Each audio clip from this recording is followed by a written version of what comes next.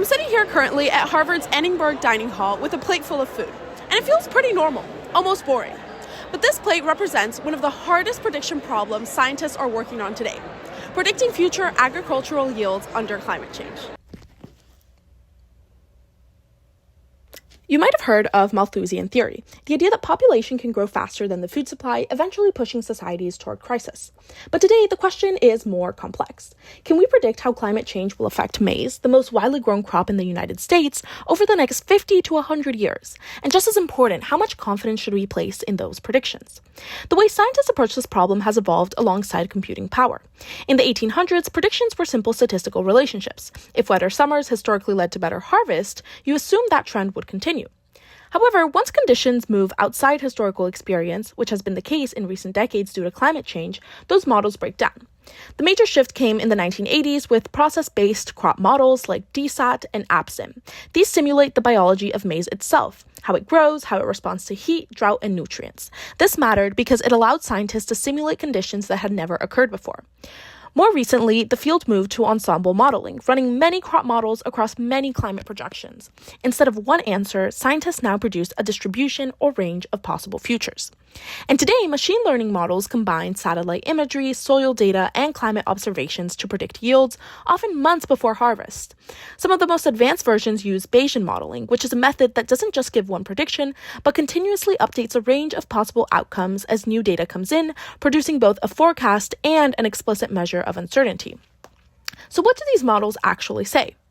Across newer models, there is now strong agreement. Climate change will reduce maize yields, especially under high emission scenarios. There's also growing evidence that these impacts will emerge sooner than expected, potentially within the next couple of decades. And maize is particularly vulnerable because unlike crops like wheat, it doesn't benefit at all from increased CO2 fertilization. You might be asking, how do scientists estimate how accurate these models are? One method is hindcasting, training a model on past data, then testing it on years it hasn't seen. If it can accurately predict those unseen years, that's a good sign it can generalize. They also test calibration, whether a model's confidence estimates are reliable. For example, if a model claims 95% confidence, do about 95% of real outcomes fall within that range? Another important check comes from historical extreme events. A key example is the 2012 Corn Belt drought, one of the worst droughts in decades marked by major crop failures and sharply reduced maize yields across the region. Many models underestimated just how severe those losses would be, exposing the fundamental limitation that models trained on historical data tend to struggle with extreme conditions that go beyond anything they've ever seen. And unlucky for us, climate change is making those kinds of extremes much more common. Finally, scientists use cross-method triangulation, or comparing completely independent ways of studying the problem, like historical data, biological simulations, and economic models, so that if all land in the same place, it's much less likely that the result is coming from a flaw in any one method. Even with all of these improvements, uncertainty remains central to the problem. Some uncertainty can be reduced. Better soil data, more weather stations, and improved satellite coverage all make predictions more precise. But some uncertainty is fundamentally harder to eliminate.